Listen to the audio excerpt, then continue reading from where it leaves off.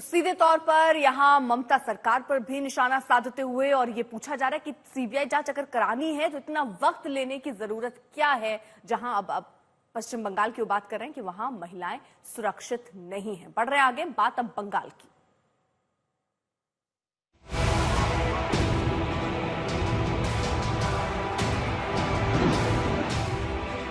इस अगस्त में बांग्लादेश ने क्या क्या देखा? सड़कों पर शेख हसीना सरकार के खिलाफ आक्रोश। बांग्लादेश ने सरेआम पुलिस पर प्रदर्शनकारियों का हमला देखा। ढाका की सड़कों पर फूंकते हुए वाहन देखे।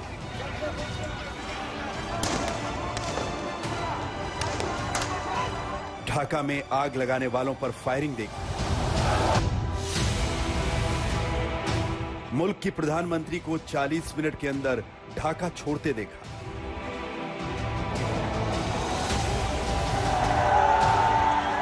बांग्लादेश की बुनियाद डालने वाले बंगबंधु की यादों को गर्त में मिलते देखा।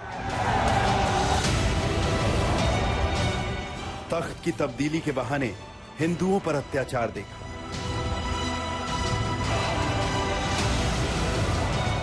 सियासी जंग के बहाने मंदिर लूटते और फूंकते देखे। कट्टरपंथियों की जुल्मों की दहशत के खिलाफ अल्पसंख्यकों की पुकार देखी।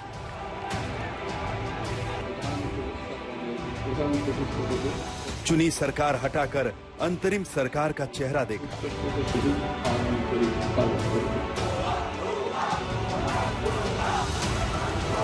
पुराने सिस्टम को मिटते और नए सिस्टम का कब्जा होते देखा। और अब बांग्लादेश देख रहा है अगले चुनाव और अगली सरकार की राह। पटरी पर लौटेगा बांग्लादेश? तो बड़ा सवाल यही है कि क्या पटरी पर बांग्लादेश लौटेगा? बांग्लादेश में एक हफ्ते की भीषण रक्तपात के बाद अब हालात थोड़े संभलते दिख रहे हैं। शेख हसीना सरकार के तख्ता पलट के बाद हिंदुओं पर हो रहे हमले में कमी आ रही है और जिन प्रदर्शनकारियों के डर से बांग्लादेश की पुलिस ने कामकाज बंद कर दिया था, अब वो भी काम पर लौटने लगे। हम लगातार बांग्लादेश के ग्राउंड जीरो से वहां की हकीकत आपको दिखा रहे हैं। आज की ढाका फाइल्स में क्या है, पहले ये देखिए।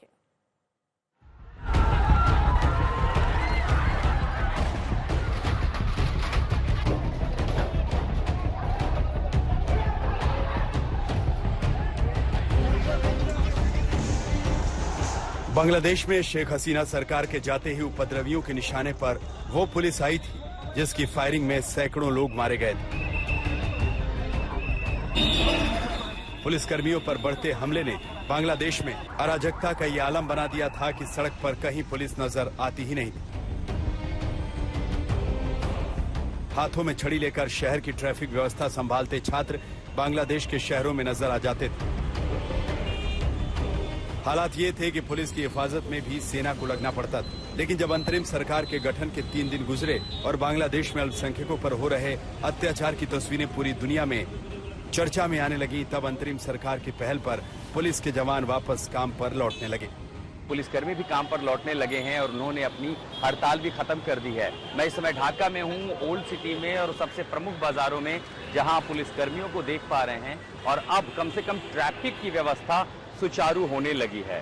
मसलन यहाँ पर स्थिति ऐसी थी कि या तो सड़कों पर सेना थी लेकिन वो कानून व्यवस्था संभाल रही थी, या फिर जो आंदोलनकारी छात्र थे कॉलेज के, यूनिवर्सिटी के, उन्होंने मोर्चा संभाला था। और इसके चलते जो ट्रैफिक था, सड़कों पर गाड़ियों का मूवमेंट था, आवाजाही थी, उसकी स्थिति एकदम अराजकता की थी। यानी आप ये समझें कि ढाका में 2 किलोमीटर जाने के लिए 2 घंटे का भी समय लग जाए तो अतिशयोक्ति नहीं होगी। लेकिन आज सुबह ढाका के लिए कम से कम अच्छी सुखद तस्वीर दिखाई पड़ती है।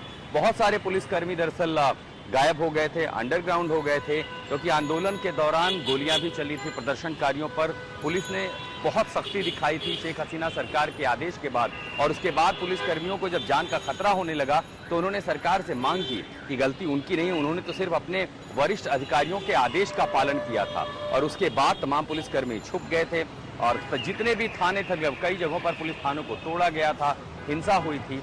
लेकिन अब हालात पटरी पर लौटने लगे हैं।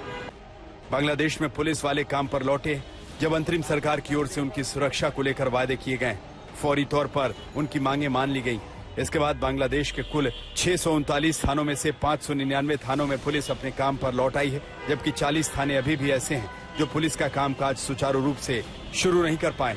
दरअसल जब छात्रों की ओर से ढाका लॉन्ग मार्च का ऐलान किया गया था और कर्फ्यू के बावजूद हजारों छात्र ढाका की सड़कों पर उतर आए थे, पुलिस से टकराव में 300 से ज्यादा प्रदर्शनकारियों की मौत हुई थी। लेकिन शेख हसीना सरकार के तख्ता पलट होते ही पुलिस वालों पर हमले और तेज हो गए, जिसमें प्रदर्शनकारियों के निशाने पर पुलिस टीमें आई, जिसमें पुलिस के 42 अफसरों समेत 450 से अधिक पुलिस कर्मियों की हत्या कर दी गई। पुलिस टीम पर संगठित हमलों के बाद पुलिस ने काम करना बंद कर दिया था और पूरे बांग्लादेश में पुलिस सड़कों से हट गई थी। लेकिन अंतरिम सरकार से मुलाकात और आश्वासन के बाद अब 12 अगस्त की शाम 3 बजे से पुलिस वाले अपने काम पर लौट आए। आशुतोष मिश्रा, ढाका, आज तक।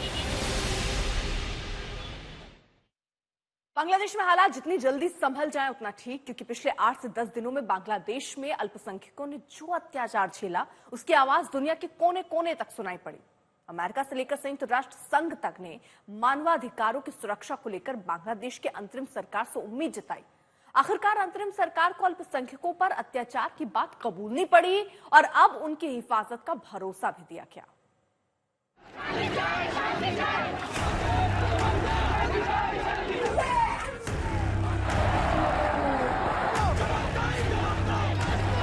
बांग्लादेश में ये आवाज उन अल्पसंख्यकों की है जो हसीना सरकार के तख्ता पलट के बाद लगातार हिंसा का सामना कर रहे थे।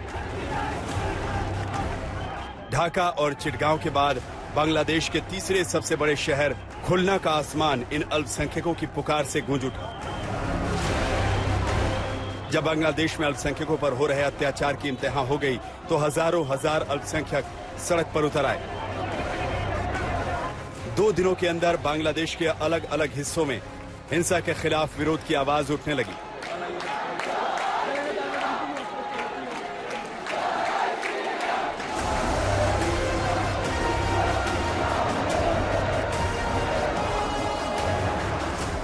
बांग्लादेश के अल्पसंख्यक हिंदुओं की पुकार के साथ दुनिया के अलग अलग देशों में भी विरोध शुरू हो गया।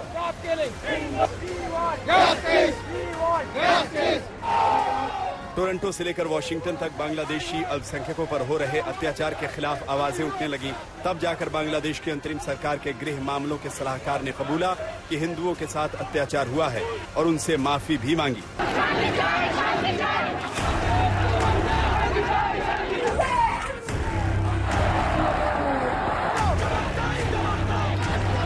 बांग्लादेश में ये आवाज उन अल्पसंख्यकों की है जो हसीना सरकार के तख्ता पलट के बाद लगातार हिंसा का सामना कर रहे थे। ढाका और चिटगांव के बाद बांग्लादेश के तीसरे सबसे बड़े शहर खुलना का आसमान इन अल्पसंख्यकों की पुकार से गूंज उठा। जब बांग्लादेश में अल्पसंख्यकों पर हो रहे अत्याचार की इंतहा हो गई तो हजारों हजार अल्पसंख्यक सड़क पर उतर आए।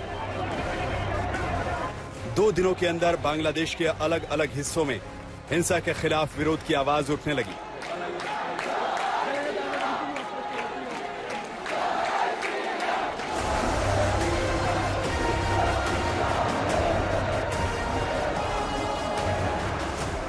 बांग्लादेश के अल्पसंख्यक हिंदुओं की पुकार के साथ दुनिया के अलग अलग देशों में भी विरोध शुरू हो गया।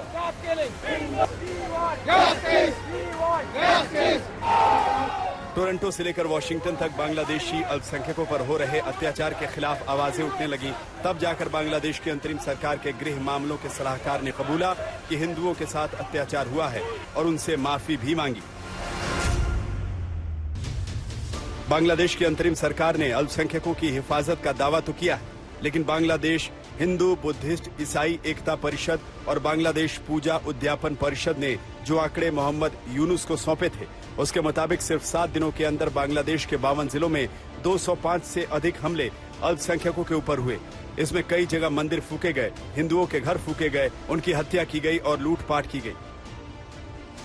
बांग्लादेश में अल्पसंख्यकों पर हो रहे अत्याचार के खिलाफ आवाज संयुक्त राष्ट्र संघ तक पहुंची जब यूएन के प्रेसिडेंट गुटरेस ने बयान जारी करते हुए बांग्लादेश की अंतरिम सरकार को नसीहत दी कि अंतरिम सरकार को देश भर में महिलाओं, युवाओं और लोगों के साथ साथ अल्पसंख्यक और स्वदेशी समुदाय की आवाज को भी ध्यान में रखना चाहिए, क्योंकि देश संसदीय चुनावों की ओर बढ़ रहा है।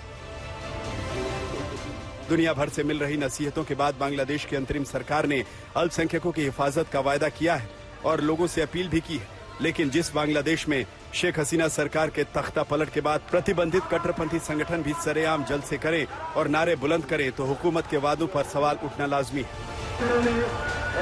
3 दिन पहले बांग्लादेश की सड़कों पर आईएसआई जैसे आतंकी संगठन से जुड़े हिज्ब उल तहरीर नाम के संगठन ने सरेआम प्रदर्शन करके बांग्लादेश में इस्लामी शासन स्थापित करने की मांग की थी। अब देखना होगा कि अगले चुनाव से पहले अंतरिम सरकार मुल्क में ऐसे कट्टरपंथी संगठनों पर लगाम लगा पाती है या नहीं। ढाका से आशुतोष मिश्रा के साथ आज तक ब्यूरो।